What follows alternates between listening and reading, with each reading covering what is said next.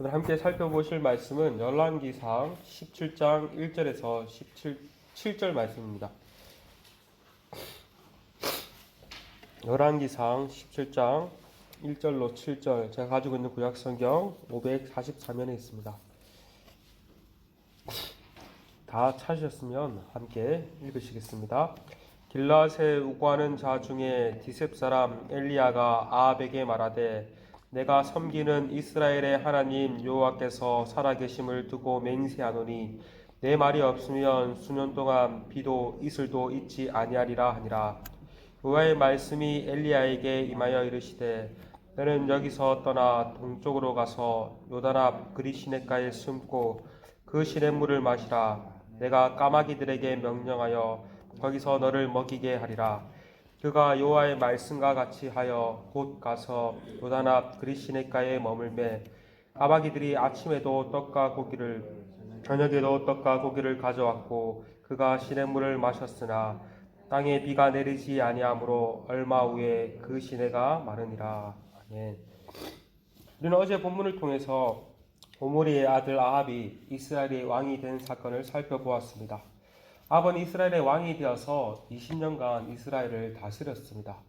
그런데 성경은 그에 대해서 평가하길 이전의 모든 사람보다 여호와 보시기에 악을 행하였다라고 말을 합니다. 뿐만 아니라 여로보암의 죄를 따라 행하는 것을 오히려 가볍게 여겼다라고 평가합니다. 여로보암이 악한 왕의 대명사였는데 아합은 그를 능가했던 것입니다. 아합은 바알 종교의 중심지인 시돈의 왕 엣바알의 딸 이세벨과 아내를 맞이했습니다. 그리고 이세벨이 따르는 바알과 아세라를 숭배했습니다. 바알을 위해 신전을 만들고 그 안에 바알 제단을 쌓았고 아세라 상도 만들어 섬겼습니다. 문제는 여로보암과 같이 자신은 물론이요 이스라엘 백성 전체를 우상 숭배의 길로 인도했다는 사실입니다. 바로 어제 본문의 앞본문 16장 34절을 보니 아합이 왕으로 다스리고 있는 그때 베델 사람 히엘이 여리고를 건축했다라는 말이 나옵니다.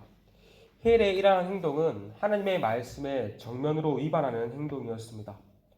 여리고 성을 무너뜨린 여호수아는 누구든지 이 성읍을 건축하는 자는 여호와 앞에서 저주를 받을 것이라고 말을 하였습니다. 이것은 여호수아를 통해서 하신 하나님의 말씀이었습니다.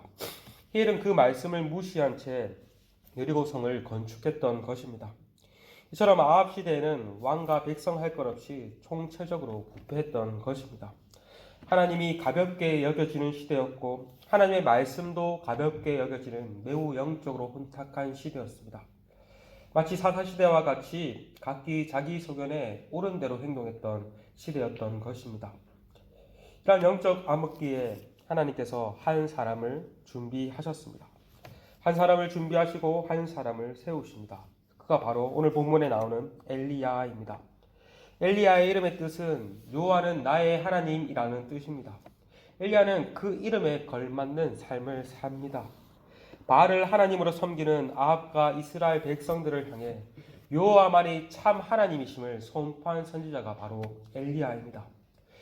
계속해서 이제 열왕기서를 살펴볼 텐데 마지막까지 아합 정권까지 끝까지 싸웠던 선지자가 바로 엘리야입니다.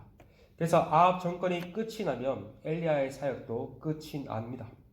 이처럼 엘리야는 악한 아합과 맞서 싸울 하나님의 대학, 하나님의 비밀 병기였던 것입니다. 엘리야는 등장과 함께 아합을 향해 하나님의 말씀을 선포합니다. 17장 1절입니다. 길라앗에 우고하는 자 중 디셉 사람 엘리야가 아합에게 말하되 내가 섬기는 이스라엘의 하나님 여호와께서 살아계심을 두고 맹세하노니 내 말이 없으면 수년 동안 비도 이슬도 있지 아니하리라. 엘리야는 먼저 자신이 여호와 하나님을 섬기는 사람임을 당당하게 고백합니다. 어떤 의미에서 신앙 고백과 같죠. 하나님을 섬기지 않는 그 아합을 향해서 고백했다는 것은 자신의 목숨을 내놓았다는 것입니다. 하나님의 살아계심을 두고 맹세하길 자신이 말하지 않으면 수년 동안 비도 심지어 이슬도 그 땅에 내리지 않을 것이라고 외쳤습니다. 이러한 엘리야의 외침은 바알을 신으로 섬기는 아합을 향한 정면 도전이었습니다. 아합을 비롯한 당시 바알 숭배자들은 바알이 비를 주관하고 풍요를 준다라고 생각을 하였습니다. 엘리야는 가뭄을 선포함으로 비를 주고 풍요를 주는 신이 바알이 아니라 여호와 하나님을 분명하게 알린 것입니다. 바알이 참 신이 아니라 여호와만이 참 신임을 선포했던 것입니다. 뿐만 아니라 이 말은 다른 한편으로 언약에 불순종하는 자에게 주어진 저주의 메시지였습니다. 신명기에서 하나님께서 이스라엘과 언약을 다시 갱신하시며 약속의 땅에 들어가 너희가 내 말을 잘 지키면 복이, 지키지 않으면 저주가 있을 것이라고 말씀하셨습니다. 특별히 불순종에 따른 여러 가지 저주가 나오는데 그 중 하나가 나옵니다. 그게 바로 가뭄입니다. 신명기 28장 24절에 여호와께서 비 대신에 티끌과 모래를 내 땅에 내리시리니 그것들이 하늘에서 내 위에 내려 마침내 너를 멸하리라. 이처럼 엘리야는 우상을 숭배함으로 하나님과 맺은 언약을 깨뜨린 이스라엘을 향해 저주를 선포한 것입니다. 이 말을 들은 아합은 어떻게 반응했을까요? 오늘 본문은 그것을 분명하게 말을 하고 있지 않지만 그의 행동을 통해 어느 정도 추측해 볼 수 있을 것 같습니다. 3절에 하나님께서 엘리야에게 너는 요단 앞 그릿 시냇가에 숨어라 라고 말씀하신 걸 보니 아합은 돌이키기는커녕 엘리야를 잡아 죽이려고 했던 것 같습니다. 그렇지 않습니까? 자신을 향해서 저주를 했으니 죽이려고 하지 않겠습니까? 하나님께서는 이런 상황을 미리 아시고 엘리야에게 먼저 피할 길을 내십니다. 17장 2에서 4절입니다. 여호와의 말씀이 엘리야에게 임하여 이르시되 너는 여기서 떠나 동쪽으로 가서 요단 앞 그릿 시냇가에 숨고 그 시냇물을 마시라. 내가 까마귀들에게 명령하여 거기서 너를 먹이게 하리라. 하나님께서는 엘리야에게 피할 길을 알려주시고 그곳에서 또 살아갈 길 또한 주시겠다라고 말씀하십니다. 그런데 이 약속이 어떻습니까? 선뜻 이해가 되지 않습니다. 양식이 풍족한 사람을 통해 먹이시겠다고 하면 어느 정도 납득이 되지만 사람이 아닌 까마귀를 통해 먹이시겠다뇨. 말도 안 되는 것 같습니다. 또한 율법에 의하면 까마귀는 부정한 짐승에 속하였습니다. 그런데 그 부정한 짐승을 통해 먹이시겠다뇨. 엘리야의 입장에서는 더욱더 이해가 되지 않았을 것입니다. 여러분 생각해 보십시오. 오늘날 누가 여러분에게 먹고 살 걱정하지 마. 내가 다 준비했어. 저 밖에 있는 새들을 통해 당신을 먹이겠소 하면 여기서 믿을 사람이 얼마나 되겠습니까? 아무도 없을 것입니다. 그러나 엘리야는 이러한 하나님의 말씀을 듣고 즉각 순종합니다. 5절을 보니 그가 여호와의 말씀과 같이 하여 곧 가서 요단 앞 그릿 시냇가에 머물렀다라고 말을 합니다. 그러자 어떠한 일이 일어납니까? 정말 놀랍게도 하나님께서 말씀대로 까마귀들이 하루에 2번 반찬 배달을 합니다. 아침에는 탄수화물이 풍부한 떡과 단백질이 풍부한 고기를, 또 저녁에도 떡과 고기를 가져옵니다. 그리고 시냇가에 숨었기 때문에 물도 마실 수 있었습니다. 초자연적인 일이 일어난 것입니다. 하나님께서 놀라운 방법으로 자신의 종을 먹이신 것입니다. 이것은 마치 출애굽 시대에 광야에서 하나님께서 만나와 메추라기로 40년 동안 이스라엘을 먹인 사건을 떠오르게도 하는 것 같습니다. 광야에서 이스라엘 백성들을 먹이신 하나님이 아합 때 하나님의 선지자 엘리야를 먹이신 것입니다. 이걸 통해서 우리는 무엇을 알 수 있습니까? 하나님께서 하나님의 일을 하는 하나님의 사람을 친히 먹이고 인도하신다는 사실입니다. 근데 여러분 지금도 그 하나님은 오늘날 하나님의 백성인 저와 여러분도 먹이십니다. 광야에서 40년간 이스라엘 백성들을 먹이신 하나님, 아합 시대 엘리야를 먹이신 하나님은 오늘날 지금도 동일하게 일을 하십니다. 저와 여러분을 먹이십니다.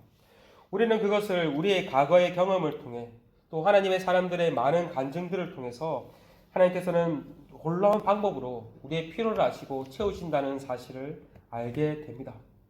뿐만 아니라 하나님은 이러한 비상적인 방법뿐만 아니라 지극히 정상적인 방법으로도 우리를 먹이십니다. 일을 할 수 있는 직장과 일을 할 수 있는 사업장을 주심으로 우리를 먹이십니다. 내가 벌어서 내 힘으로 사는 것 같지만 결코 그렇지 않습니다. 이 모든 것이 하나님으로부터 나오는 것입니다. 하나님께서 일터를 주셨기에 일을 할 수 있고 하나님께서 생명과 건강을 주셨기에 우리는 먹고 살아갈 수 있습니다. 내가 잘나서 내 힘으로 먹고 사는 것이 아닙니다. 모든 것이 사실 하나님으로부터 말미암고 하나님으로부터 나오는 것입니다. 예수님께서도 뭐라고 말씀하셨습니까? 하나님께서 하나님의 백성의 필요를 다 아시기 때문에 먹고 사는 문제로 염려하지 말라고 말씀하셨습니다. 모든 필요를 아시는 하나님이 모든 것을 책임져 주시겠다고 약속하셨습니다. 다만 우리는 어떻게 살라고 말씀하셨습니까?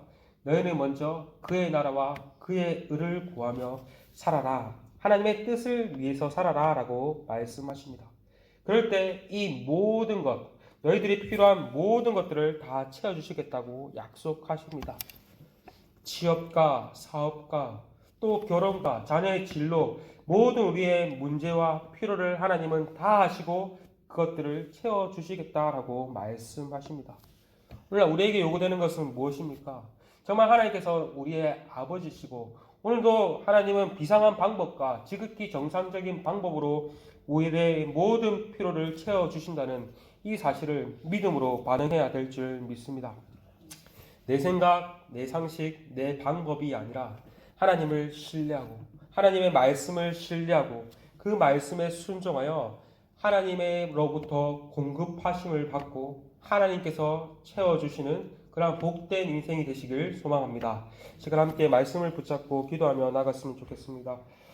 오늘도 정말 우리가 하나님을 더욱더 신뢰하며 무엇보다 하나님을 섬길 수 있는 우리가 될 수 있기를, 악한 시대에 하나님을 신실하게 섬겼던 엘리야와 같이 우리도 혼탁한 이 시대 가운데 신실하게 하나님만을 섬길 수 있는 우리와 우리 공동체 될 수 있기를 이 시간 함께 기도했으면 좋겠습니다. 뿐만 아니라 또 함께 기도할 것은 계속해서 전 세계 곳곳 가운데 여러 가지 전쟁들과 전쟁의 확산 소문들이 퍼지고 있는 것 같습니다.